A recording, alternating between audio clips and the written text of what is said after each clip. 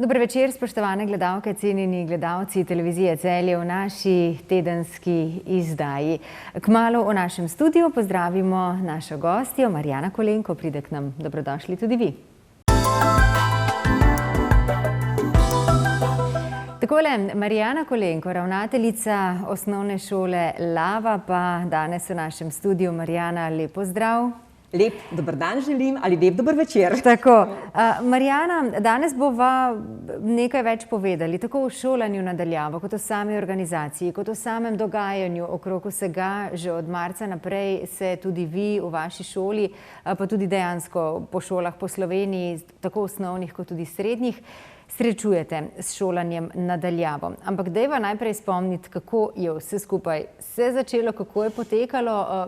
Bile so kar nekatere razlike med tem, kako so se šole organizirale med sabo. Pa Marijana, najprej, kako ste se vi organizirali in kaj menite, da so tiste razlike, da vse tako pa ni steklo gladko, kljub temu, da je bilo nekaj novega vse skupaj, ne? Res je, pred tistim 16. marcem odločujočim, ko smo zvedeli, da se bodo otroci začeli izobraževati nadaljavo. Namreč to ni pravo šolanje nadaljavo, ampak izobraževanje nadaljavo. Si verjetno noben učenec, noben starš, predvsem pa ne mi v šoli predstavljali, kako dejansko bo to izgledalo. Kako izgleda, ko zapreš ustanovo, ko kar naenkrat si ločen med seboj.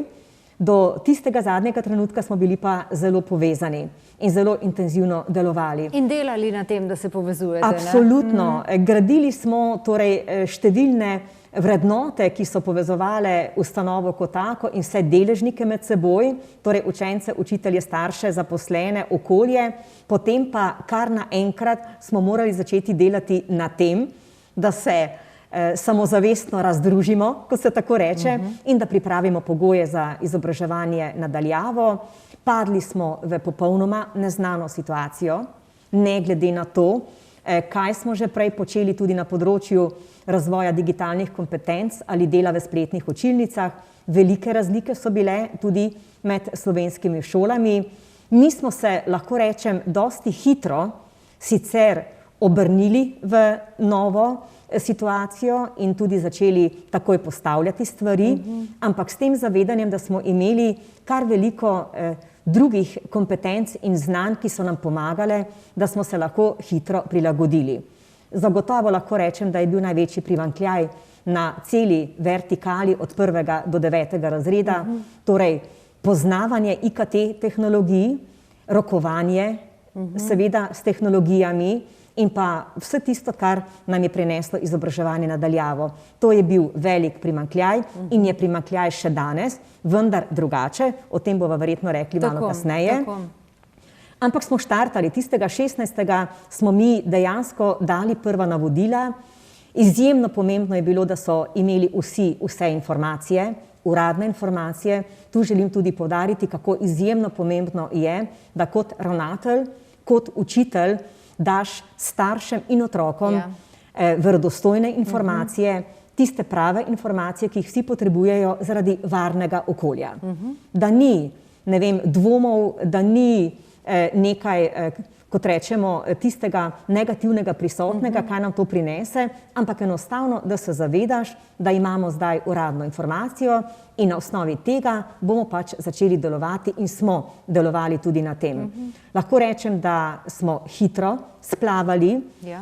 Takrat še čisto brez podpore, lahko rečemo, tako ministrstva kot tudi Zavoda za šolstvo, ki se je seveda potem začelo prebujati in ena in druga ustanova, ampak mi smo imeli praktično 14 dni sami in smo se morali sami znajti. Jaz lahko rečem, da smo se dobro znašli. Takoj tudi ugotovili z anketo, kaj nam deluje in kaj ne. Namreč starši so prispevali zelo dober svoj prispevek in pogled na naše izobraževanje nadaljavo, tudi učenci, da so konkretno povedali, s čim imajo največ težav, kje pravzaprav ne obvladajo stvari, kaj jim gre pa lahko dobro. Tudi pri zaposlenih se je enako zgodilo. Mogoče iz tega pogleda kot ravnateljica lahko rečem, da seveda smo tisti, ki pa smo delali Jaz in računalnikar sva bila praktično cele dneve v šoli in sva res, lahko rečem, iskala tiste najbolj optimalne rešitve v tistem danem trenutku, da bi se najhitreje res usvojili, da smo zelo hitro začeli osvajati tudi potem videokonference, da smo, kolikor se je seveda dalo, da smo ugotovili, kdo ima doma velike težave ali da nimajo tehnologije, da smo tudi tam pomagali. Jaz lahko rečem, da smo dobro pri nas uredili stvari. Jaz sem kar cel kup tudi, smo uspeli pridobiti še za donatorji in računalnikov ali na posodo ali pa smo mi posodili, tako da smo tudi to področje dobro takrat uredili. In tudi prisluhnili tam, kjer imajo več otrok v družini. To se mi zdi, da je izjemnega pomena, da seveda sem kot ravnateljica slišala in tudi, da so učitelji slišali, da mogoče smo napačno zastavili, ne vem, vračanje povratnih informacij in uspešnosti otrok, kajti pričakovati, da se vse zgodi dopoldne, je nemogoče in ni realno. Tako da smo se praktično uglaševali, ampak smo se potem kar dobro tudi uglasili, če se lahko tako malo umetniško izrazim. Ampak res smo bili ves čas toliko, da smo se šli zelo en proti drugemu, da smo si pomagali, se podpirali v tem in lahko rečem, da to se mi je zdela vedno največja zmaga tega prvega dela izobraževanja na daljavo. Absolutno. Potem pa, ko ste dobro zaštartali, je prišel potem ta model B, ki je otroke spet povabil v šolske učilnice, sicer pod res nekaterimi ukrepi. Kako ste se potem takrat znašli? Moram reči, da je bilo tisto obdobje verjetno še najbolj stresno obdobje. Namreč, kakorkoli je, dokler imaš ti otroke nekje ali vse v šoli ali vse doma, drugače postavljaš stvari, se drugače organiziraš, ko pa kombiniraš pod takimi pogoji, nečloveškimi smo rekli takrat, da imaš nekaj otrok doma, da nikoli ne veš, kdaj boš dobil drugo skupino otrok, kdaj pa tretjo skupino otrok. Veš, da jo boš enkrat dobil, ampak organizacijsko in upoštevati vsa ta pravila varnosti, še najmanj je razkuževanje in še najmanj je to, da smo, ne vem, res spoštovali, koliko se je dalo razdaljo, da smo gledali, koliko se je dalo v učilnicah urediti pogoje. To je bil en tak zelo, zelo stresen čas. Stresen čas ne samo za otroke, to moram poudariti, otroci so se tudi zelo hitro prilagodili. Bil je stresen čas predvsem za nas, ki smo organizirali te stvari, kajti od ravnateljev se vedno pričakuje, da najdemo rešitve tudi takrat, ko jih ni. Ko jih nobeden ne da, od nas pa se pričakujejo, da jih damo in ponudimo, pa to ni čisto tako. Namreč šola je tako velika, kot je, kadra imaš toliko, kot je in pomeni, da moraš s tem znati ravnati. Da zagotavljaš na eni strani, torej uresničuješ pogoje ali zahteve, na drugi strani pa, da je to človeško in sprejemljivo. Tako da, ampak smo tudi to nekako prešli. Moram pa poudariti mogoče iz tega dela, prvega dela izobraževanja na daljavo, da ko smo se pa vsi vrnili v šolo in ko smo začeli dosti normalno delati v okviru oddelčne skupnosti, torej tako, da smo šli nazaj nekje v prejšnjo obliko. In ko so učitelji seveda imeli otroke tukaj pred seboj, smo pa začeli odkrivati, kaj se nam je dejansko v tistih 2 mesecih zgodilo. No in kaj, Marjana, kaj se je zgodilo? Kako so otroci srkali znanje? Je se potem potrdila tisti dvom, da otroci bodo imeli neko luknjo v znanju? Zagotovo. To se mi zdi, da tisti, ki reče, da to ni res, ni verodostojen in praktično prikazuje mnogo lepšo sliko, kot je. Otroci in pa seveda v šolah smo prigarali luknje v znanju, ne glede na to, kaj smo delali z otroki, kako kvalitetna so bila didaktična gradiva. Namreč ne pozabiti, prvi mesec je bil tako rekoč postavljen pred največjo preizkušnjo, koliko in katere cilje lahko dosegaš na daljavo in kaj ni mogoče. Je bilo še bolj tipanje. Absolutno. Mi smo takrat dejansko vsi dejansko tipali, ker neke oprijemljive podpore ni bilo in tudi ko pride, ti ne moreš čez noč vse spremeniti. Če si dočeraj delal tako, ne moreš čez noč nehati na ta način in se prilagoditi čisto novi situaciji. To je recimo določanje ciljev, določanje vsebin po učnem načrtu in dejansko je tu nastal en tak, bom rekla, kar velik razkorak. In ko smo začeli ugotavljati, zagotovo je luknja v znanju in mi smo že takrat, takoj v juniju, potem tudi rekli, izhodišče za september je, da najprej res pri vsakem predmetu vsak učitelj ugotovi, kje so otroci, kje je treba, kot rečemo, nadoknaditi ta primanjkljaj, da bomo potem lahko postavljali novo šolsko leto, od septembra naprej, pa smo spet nadaljavi. Tako da mi smo kome malo pokrpali, se reče luknje, ampak tudi sicer, veste, opažanja, ki so jih seveda opazili, po moje tudi starši, učenci so pa sami tudi izpostavili.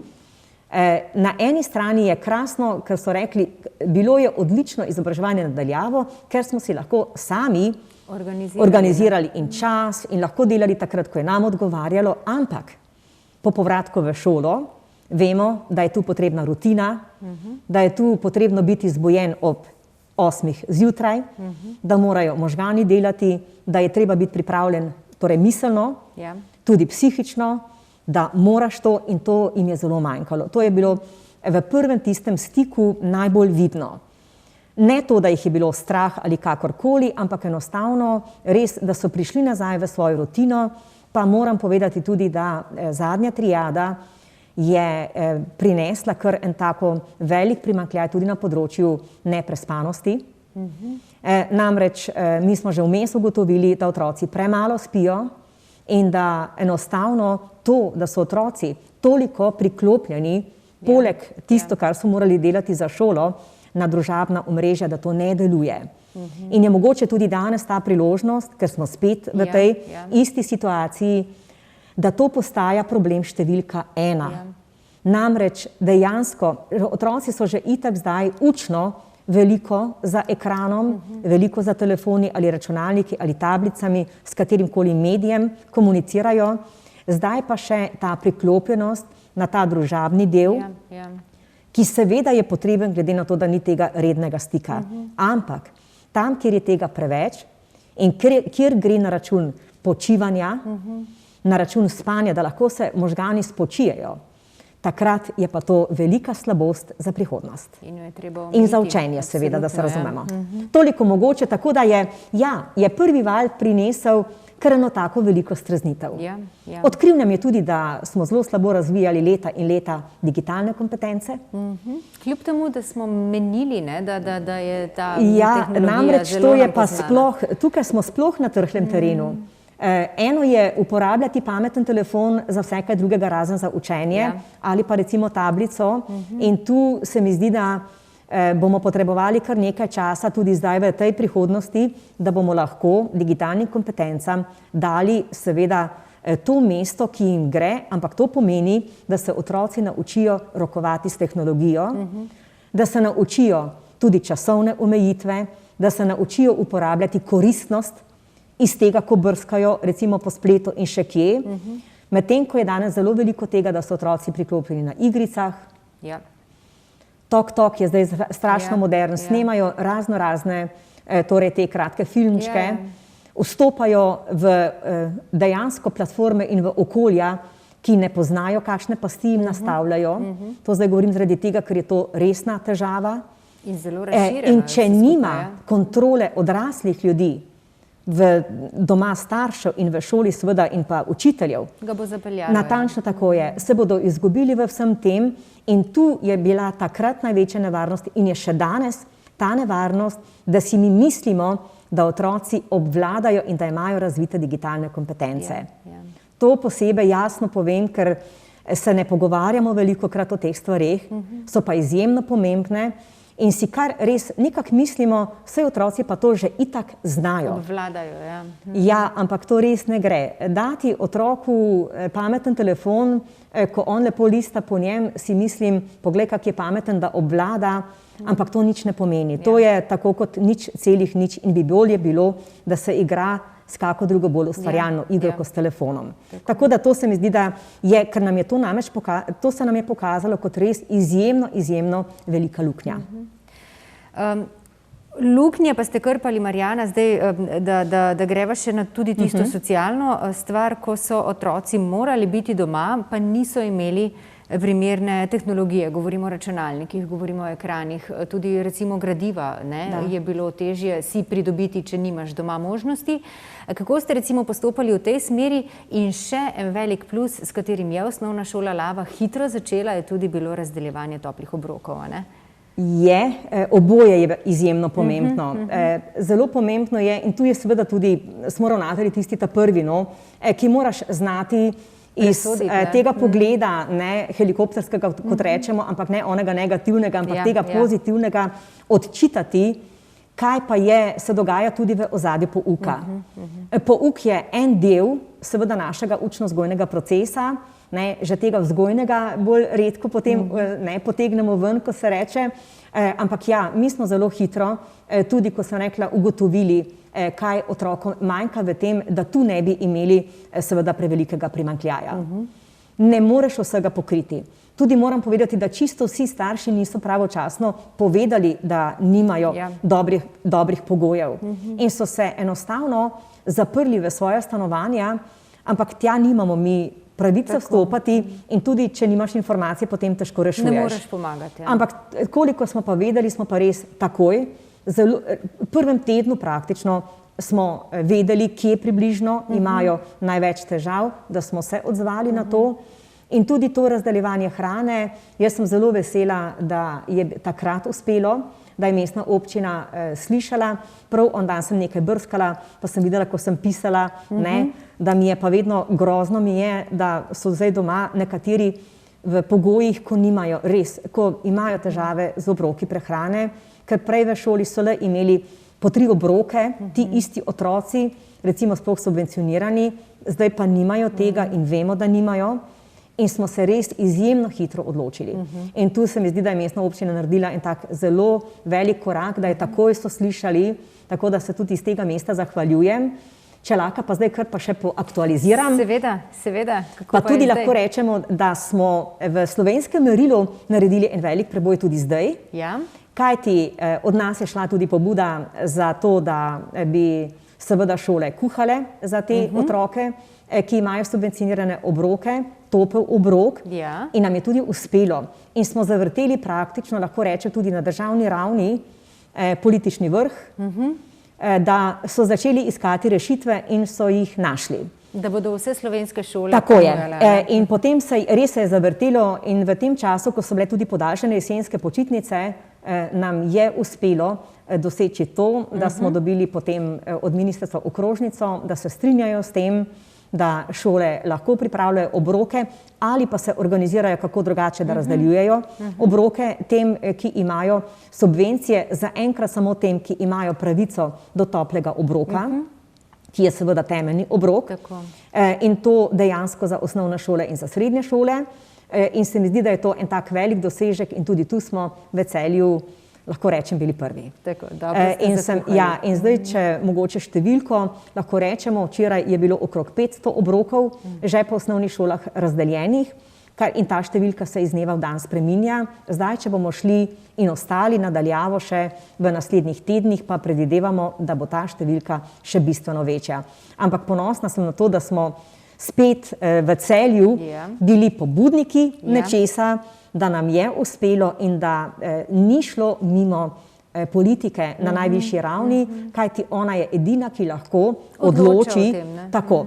Seveda lokalne skupnosti vsaka po svoje že lahko nekaj pomaga, ampak tudi kakorkoli je, vemo, da tudi tu so omejene možnosti in če subvencije nekje ostanejo, zakaj bi ostale? In se je meni zdelo, da je to logično, da se to omogoči in res prav vesela sem, da nam je to uspelo, tudi zdaj. In da mogoče tudi iz tega mesta, tisti, ki imajo subvencijo, lahko vse šole v Celju kuhamo zdaj za te otroke, tako da se da še, vemo, imamo točne sezname, kdo so upravičenci do tega, tako da je tudi vredno, da se izkoristi ta priložnost.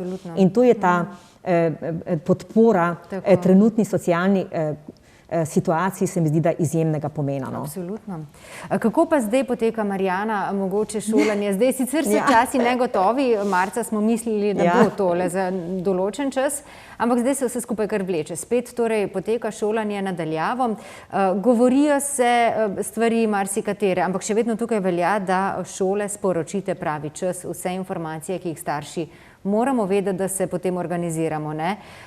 Kako recimo zdaj kaže v tem trenutku? Ta teden je spet potekalo šolo nadaljave po podaljšanih počitnicah. Kako pa kaže kaj za naprej? Zdaj tako, absolutno, se veste, šola se pač prilagodi trenutni situaciji, tudi mi se moramo prilagoditi, pa vendar bi si želeli, da bi lahko imeli malo več časa od naše uradne informacije do potem priprave. Ki se zgodi čez noč dejansko. Nam se vse dogaja čez noč, res. Tako da to je pač kritika, ki bi jo morali nekje slišati, pa jo zelo težko.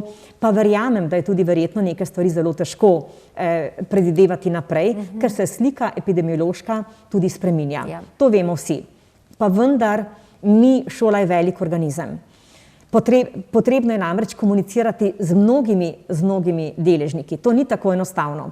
Tudi starši imate pravico do kakovostne informacije, ki pride se strani seveda vodstva šole, torej ravnatelja, ki pride uradna informacija, to niso medijske informacije, ki seveda v medijih se marsikaj govori, to niso informacije iz Facebooka in Twitterja, ampak enostavno uradna okrožnica pove, kako bomo delovali. Mi imamo praviloma izjemno ali pa nič časa za pripravo spet naprej, kajti ni tako enostavno. Mogoče zgleda samo, da tudi ko otroci se vrnejo v šolo, da ti samo vrata odpreš. Pa ni tako. Šolo je treba pripraviti, šolo je treba spet urediti, razkužiti, pomeni, da prej zahteva spet, treba je hrano nabaviti, recimo naročiti za kuhanje obrokov in tako naprej. Veliko stvari je, ko jih v enem dnevu skoraj ne moreš narediti. Ampak mi smo zdaj, vemo, doma ta teden, verjetno bomo še ostali doma kakšen teden, predvideva se vsaj predmetna stopnja, torej zadnja triada.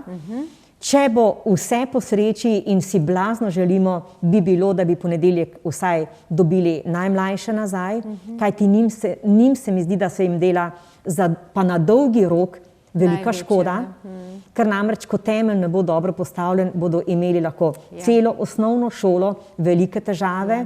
To je dokazala pedagoška stroka in se mi zdi, da to bi morali spoštovati in upoštevati. Seveda, če ne bo šlo, bomo delali nadaljavo tako dolgo, dokler spet ne bomo mogli dobiti otrok nazaj v šolo. Si pa res kot ravnateljica in tudi sicer, ker si v vseslovenskem prostoru vedno znova tudi prizadevam, da bi se stroka le slišala. Da niso samo druge odločitve pomembne, da je treba slišati stroko, ker v končni fazi stroka je tista, ki bo morala tudi enkrat znati reševati primanjkljaje. To ne bo delal nihče v tej državi, kot od nas se bo pričakovalo, da bodo otroci usposobljeni, da bodo razvili tudi določene kompetence, da bodo seveda imeli vse urejeno tako, kot mora biti, pa še znanje po vrhu vsega, kar je pa težko doseči, če delaš tako, kot delamo v tem trenutku mi. Bili smo pripravljeni mnogo bolj na ta drugi krog kot v prvem valu, ampak kakorkoli pa je, vedno je nekaj dni uvajalnih dni. Absolutno. Ker je nemogoče, to so veliki sistemi, ponovno poudarjam. To ni tako, še družina kot celica se težko prilagodi neki novi situaciji. Če sam greš v svojo družino in pogledaš, kaj vse je treba postoriti in o čem je treba razmišljati, da lahko recimo en teden deluješ, ko se ti postavi vse na glavo. Zdaj si pa zamislite pri nas, koliko v povprečju imamo tam okrog 500 otrok zdaj po šolah. Kaj to pomeni za vse to poskrbeti, da deluje? Da učitelji lahko vzpostavijo povezave, da povratna informacija teče, da starši doma zorganizirate odsotnosti, da veste, koliko lahko zaupate otroku, koliko ne, odpre se, kako jim boste nudili prehrano v končni fazi, pa vsi nimate starih staršev recimo, pomeni, da odpiramo čisto eno tako novo in veliko področje, o katerem pa praktično se prej ne pogovarjamo, ko vse teče normalno. Ja, ne razmišljaš o tem. Ne razmišljamo o tem. Ampak zdaj smo pa v tej situaciji. Tako, in je treba absolutno postopati najbolje, kakor situacija lahko nudi, predvsem pa se ne podajati v tista malodušja in podobne stvari. Ravnati pa odgovorno, absolutno, da bodo tudi te stvari čim prej minile.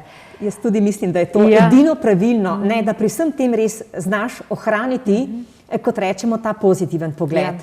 Malodušje se zelo hitro naseli, še posebej zdaj, ko je mesec november, ki je že sam po sebi tako malce turoben mesec in se lahko v duše ljudi hitro naselijo tudi ti občutki, ampak se mi zdi, da zdaj res bolj obvladamo, pomeni tudi učitelji si zelo prizadevajo, da bi res imeli stik z vsemi starši in z vsemi otroki in se mi zdi, da zdaj imamo drugačno priložnost, kljub temu, ko smo jo imeli v tem prvem valu. Tako. Marijana Kolenko, hvala lepa. Še za en čudovit pogovor z ogromno informacijami, tudi kot vedno prinesete v naš studio ogromno pozitivne energije.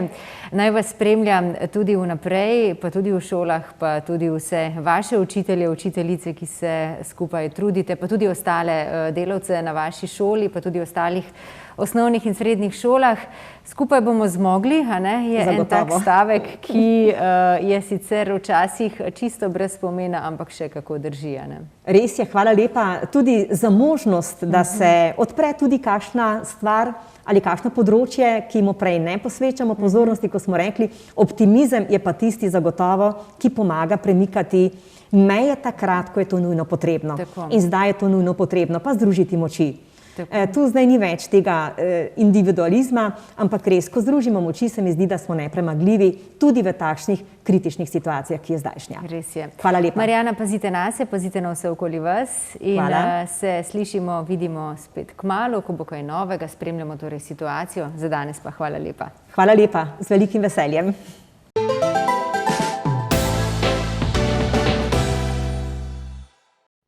Cinkarna Celje je zgodba o uspešnem delu, hitrem odzivanju na zahteve trga in iskanju novih priložnosti. In je zgodba, ki jo delimo s Celjem.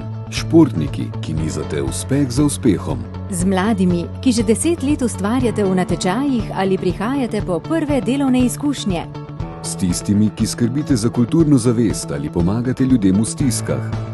V letu 2018 smo praznovali 145. obletnico delovanja podjetja, ki je zavidljiv, visok jubilej, vreden pozornosti.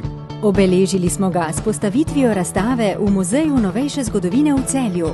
Naša najnovejša tehnološka oprema, vlaganje v razvoj in skladno s sodobnimi smernicami nas navdihujeta, da bomo tudi v prihodnje ustvarjali za boljši jutri vseh. Tukaj smo. Dobro, boljše, vse najboljše.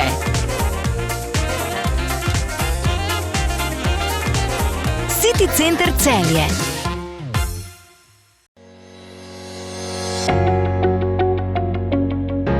Borza nepremičnin, nepremičninska agencija z dolgoletno tradicijo. Posredujemo pri prodaji vaše nepremičnine in ponujamo možnost odkupa. Sestavimo pogodbo za vse vpise v zemljiško knjigo, davčno in pravno svetujemo in še mnogo več. Naj bo promet z nepremičninami varen, zato zaupajte Borzi nepremičnin.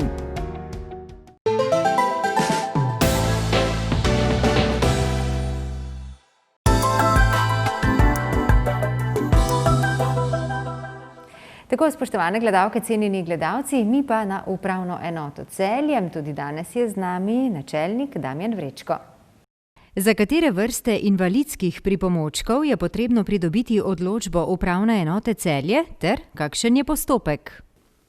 Področje invalidskih pripomočkov urejata zakon o izenačevanju možnosti invalidov in pravilnik o tehničnih pripomočkih in prilagoditvi vozila. Materija je zelo obsežna, saj so kot priloge dodane liste, ki navajajo veliko število primerov prilagoditev opredeljenih s šiframi in pogojih za pridobitev.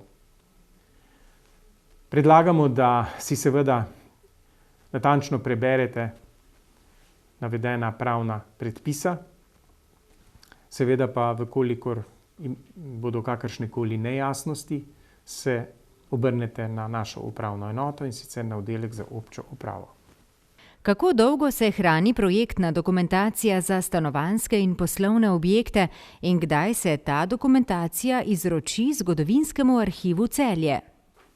Roke hrambe določa pravilnik o določanju rokov hrambe dokumentarnega gradiva v javni upravi. Za projektno dokumentacijo je določena hramba 10 let, kadar gre za projekte individualnih gradenj ter tipskih stanovanjskih objektov in drugih objektov. Ostala projektna dokumentacija ima oznako A, kar pomeni arhivsko gradivo, ki ima trajen pomen za zgodovino, druge znanosti in kulturo ali trajen pomen za pravni interes pravnih in fizičnih oseb. Odbira se na podlagi pisnih strokovnih navodil pristojnih javnih arhivov in se izroča pristojnemu arhivu najkasneje v roku 30 let od nastanka z možnostjo podaljšanja za največ 10 let. Kaj so vrednotnice in v katerih primerih jih je mogoče izdati? Vrednotnica je pogoj za opravljanje osebnega dopolnilnega dela. Za osebno dopolnilno delo šteje predvsem občasna pomoč in občasno delo, izdelovanje domačih izdelkov ter nabiranje gozdnih sadežev in zelišč. Natančno vsebino opredeljujeta Zakon o preprečevanju dela in zaposlovanja na črno in pravilnik o osebnem dopolnilnem delu. Toliko v današnji tedenski izdaji, spoštovane gledalke, cenjeni gledalci. Poskrbite za svoje zdravje, za vse okoli vas, da bomo čim prej lahko spet normalno zaživeli. Spoštujte vse napovedane ukrepe. Lepo se imejte, ostanite zdravi in ostanite spet v naši družbi še naprej, pa tudi čez teden dni. Srečno!